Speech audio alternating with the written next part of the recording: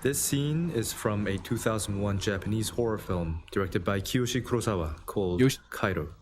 Kiyoshi Kurosawa is an incredible filmmaker. So, for those of you who don't know what Kairo is, you'll actually know it by its American remake name, Pulse. That's what it is. It's the remake. It's Pulse. And it goes like this. A man finds an apartment unit sealed with red tapes on his way back home. Attracted by its odd energy, he decides to take the tapes off and have a look inside. The place is dark, hollow, and cold. He carefully walks around, examining the empty space surrounding him until he reaches a dead end with red markings all over and a couch in front. Something feels off. He's too far in, a vulnerable state. What if there's something behind him? As we hold our breath in, an ominous piece of music enters the scene. Can you hear that? Like, oh my god. Like, and we see a woman standing. Okay. Dude. When I tell you, when that music kicks in before, and you're just like, oh, I'm expecting someone to like run at him. Oh no, this is not good for this guy. And you see this, oh my god. Still barely visible. Oh my of course, god, you might say, but what's interesting is that this woman is framed as a part of the background. Off from the center, away from the lights, and far from the camera. Like the walls, the stairs, the column. Not only is this a brilliant way to force the audiences to discover the unknown woman, but it also makes her that much more threatening because she stands as if she has always been. But this isn't the climax of the scene. Terrific it's what she does framing. Next that's truly terrifying. Dude. She walks, and she walks like this. Oh my god, dude. Like, goosebumps. Goosebumps. This is not a slow motion shot. I want to make this clear. That is not a slow motion shot. This woman is walking in this style. Like, the way she's walking is the way she's walking.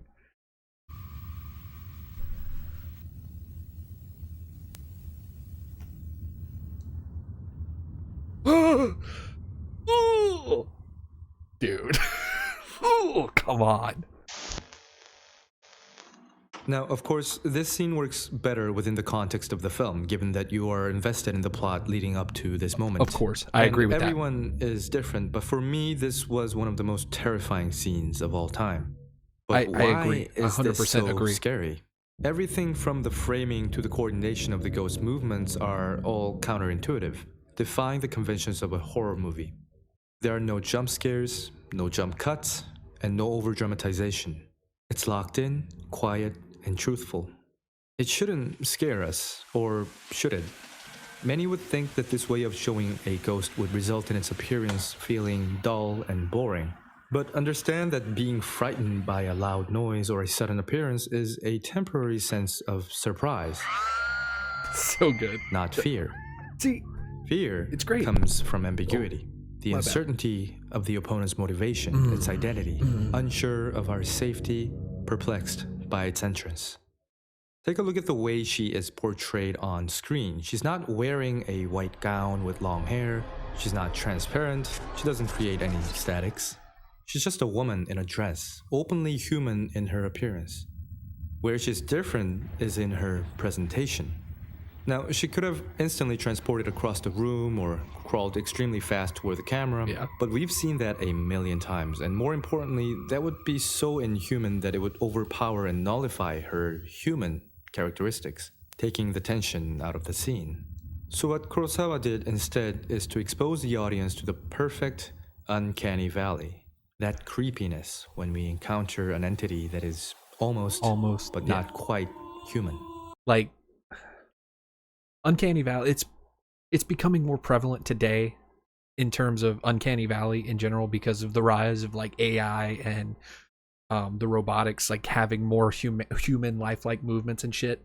It's not really relevant to this point whatsoever, but the way she's framed in this shot does give you that unsettling feeling that she's not supposed to be there. So again, instead of a teleportation, she walks in slow motion. The horror augmented by its inhuman gestures, flowing like water, but in the form of a person. That's creepy enough, but the peak of the scene, in my opinion, is when she wobbles and almost falls down. It's so there are good. a number of things happening here. First, the lighting. This exact moment is the only time we see the ghost's face. The way that opens, where you get like that glimpse of the actual face of this entity, is incredible. God, it's so good. God, it's so good. Oh my God. Like there are perfect shots in movies. Like you cannot discredit perfect shots. I think Roger Deakins is one of the best cinematographers ever. And I think Blade Runner 2049? What the fuck, dude? Why did my brain just like die off of that? Hold on. Blade Runner 2049. I'm like 99% sure. Yeah. The shot in Blade Runner 2049 where you see the big holographic image of Ana de Armas and you see Ryan Gosling sitting there with the nose and everything just staring up at her is perfect. And then there's spoilers for Blade Runner 2049. There's a shot at the end of the movie where he's laying on steps and snowfall is coming down and the shot is like raising up. And oh my God, it just, you can feel Ryan Gosling is not talking in these scenes. Like you feel the desperation, you feel everything, possible happiness, etc., etc. It's beautiful. Face as she ducks at a precise angle that syncs her face with the only source of light in the scene. And what's beautiful is that her face doesn't have to look scary at this point to create suspense. It's the unexpected reveal itself, paired with her bizarre movement that shocks the audience. And on that note, the second thing is the movement. There are stories that Kurosawa actually casted a ballet dancer for this scene, carefully crafting each movement so that it would look as unnatural as possible. The logic behind the peculiar motion of the ghost is impossible to grasp, and we are left with a sense of dread. Is it trying to mimic the human walk, or is it trying to see us better? Last but not least, what adds to the overall experience is the sound design and the camera work.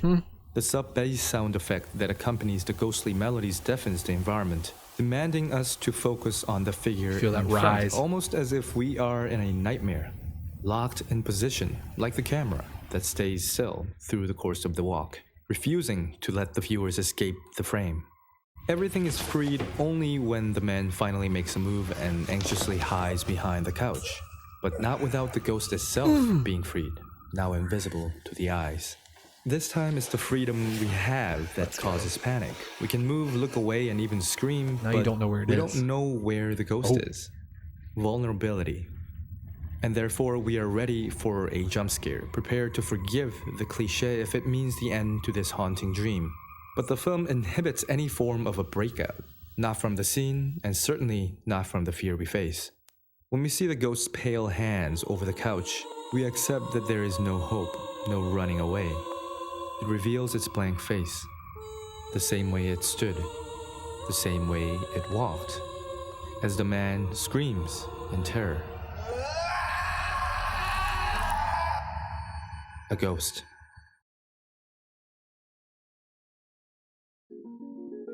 Thank you everyone as always for watching my video. I hope you are all staying healthy and safe during this pandemic. Kiyoshi Kurosawa is an amazing director. He's got this restrained, despairing atmosphere I to just his films love that how are he unique to him and is an incredible I love how he talks. Storyteller. I'll be dissecting other scary scenes from this film on my behind the scene booklet that'll be exclusive to my supporters on Patreon, so go check that out if you want to hear more. Maybe you want and to. As you know, I have an Instagram account where I post updates and receive questions and suggestions. And that's also where you'll be able to find links to any videos not available on my YouTube channel. So follow me there if you want all that.